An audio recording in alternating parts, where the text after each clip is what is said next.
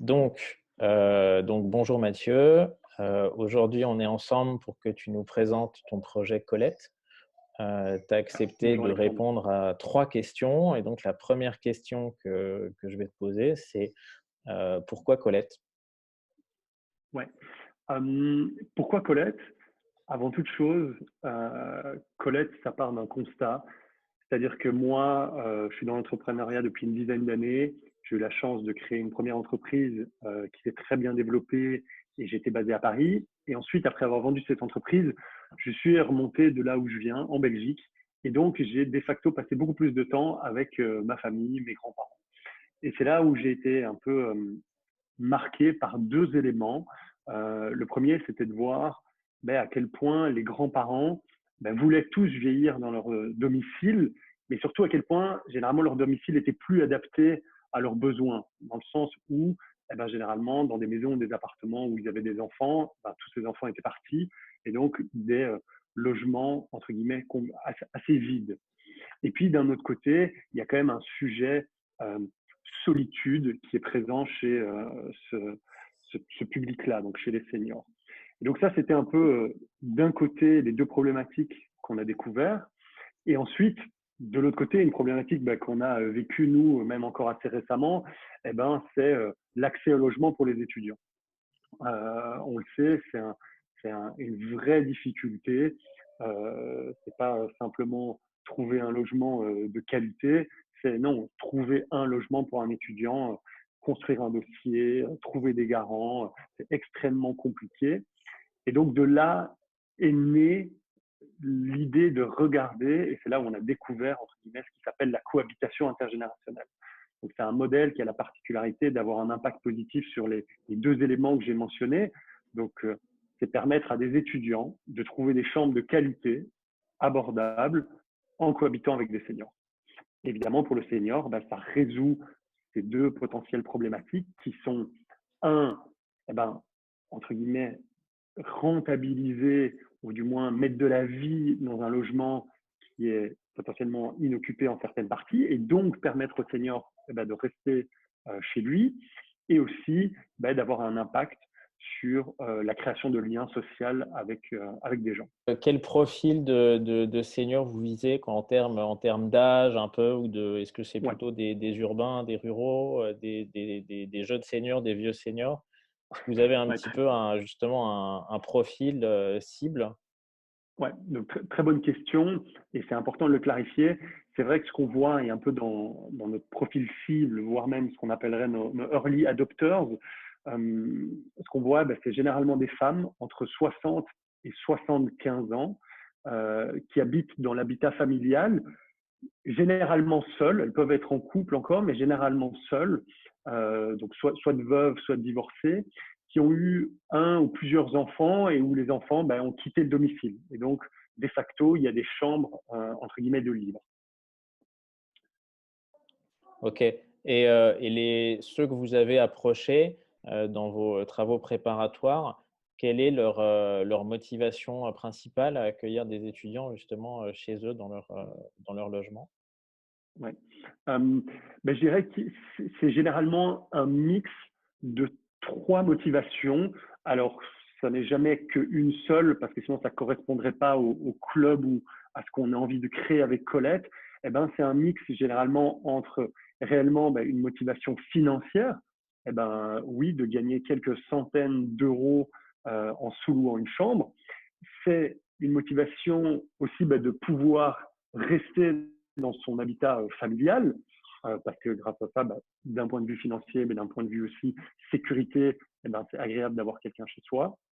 Et puis, il y a un aspect aussi relation humaine, créer du lien social, ouverture sur une autre génération, qui sont une motivation pour nous qui est importante et qu'on prend en compte dans l'acceptation des profils qui aimeraient rejoindre le club Colette. Et pour un senior, quel est l'avantage de recourir à la cohabitation intergénérationnelle plutôt que faire un Airbnb? Ouais. Très bonne question. Le- la première chose, c'est vraiment de se demander est-ce qu'une location de type Airbnb résout, entre guillemets, les problèmes, les pain points les besoins du senior. Et donc là, ben, généralement, sur l'aspect qui est la confiance, qui est un aspect extrêmement important pour notre public cible, ben, c'est vrai qu'un Airbnb, eh ben, on n'a pas réellement le choix sur les gens qui vont venir, et c'est des gens qui viennent généralement pour des courtes durées, donc il n'y a pas une vraie relation de confiance qui se crée. Tandis que chez nous, bah oui, avec une cohabitation qui, en moyenne, dure 6 mois, ben là, il y a une vraie relation de confiance qui s'installe et donc qui a un impact sur le reste. Et là, ben, c'est, comme je le disais, générer du revenu. L'avantage d'héberger quelqu'un dans son domicile, eh ben, c'est qu'il y a une partie qui est exonérée, contrairement à de la location sur Airbnb. Et tout ça est encadré par un arrêté qui vient d'être publié d'ailleurs par la France le 13 janvier 2020, si je ne me trompe pas, qui donne un cadre légal et qui permet d'avoir plus de flexibilité et de favoriser ce modèle de cohabitation intergénérationnelle. La cohabitation intergénérationnelle, c'est un dispositif donc il y a une loi qui l'encadre depuis 2 ans, mais c'est un dispositif qui existe en France depuis une quinzaine d'années. Qu'est-ce que vous, avec Colette, vous voulez apporter justement à ce dispositif et comment est-ce que vous voulez réussir mieux que les autres, quoi? C'est quoi un Ouais. peu votre recette justement pour faire bouger les lignes sur ce marché? Ouais, tout à fait. Tu fais bien de le mentionner, hein. Donc nous, on n'invente rien. La cohabitation intergénérationnelle, c'est quelque chose qui existe depuis des décennies, principalement au début ben, en Espagne et ensuite, suite un peu à la vague de chaleur en France en 2003, ça a commencé à se développer. Il y a des associations qui sont sur le thème et qui font un travail remarquable et vraiment on est épaté par tout ce qu'ils font et l'impact qu'ils ont. Aujourd'hui, nous, notre constat, c'est que c'est un modèle qui a tellement d'impact positif qu'il mérite à être plus connu. Et donc, nous, on va essayer ben, de le rendre encore plus connu avec notre offre, entre guillemets. Et nous, notre offre, elle essaye de lever un maximum de freins qui empêcheraient les seniors de proposer une chambre pour ben, héberger un étudiant.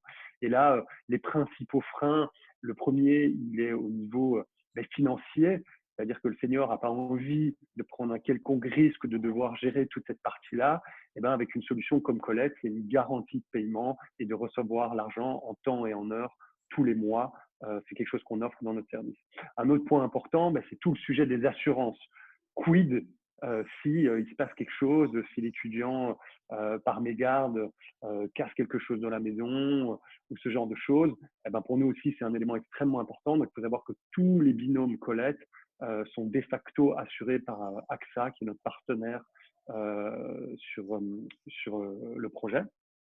Et après, il y a d'autres éléments, mais peut-être un autre qui est encore très important de mentionner, c'est que nous, il y a une vraie idée, une démarche long terme et d'alignement des intérêts. Et donc, nous, on ne s'occupe pas uniquement de la mise en relation. Ça, pour nous, c'est la moitié du travail. L'autre moitié du travail, c'est s'assurer que les binômes se portent bien. Et donc, on est là, on est sur le terrain, on prend les feedbacks de façon proactive tous les mois, mais de façon réactive avec évidemment un conseiller qui est disponible, j'ai envie de dire 24 sur 24 pour répondre aux potentielles questions, que ce soit de l'hôte ou de l'étudiant. Et donc nous, c'est vraiment essayer de démocratiser ou de rendre le plus attrayant possible cette cohabitation pour pouvoir en faire bénéficier au maximum aux seniors au vu des avantages qu'elle représente pour eux. OK, super. Bah, merci beaucoup, Mathieu et puis Avec bonne plaisir. continuation. Merci beaucoup. Au revoir Alexandre.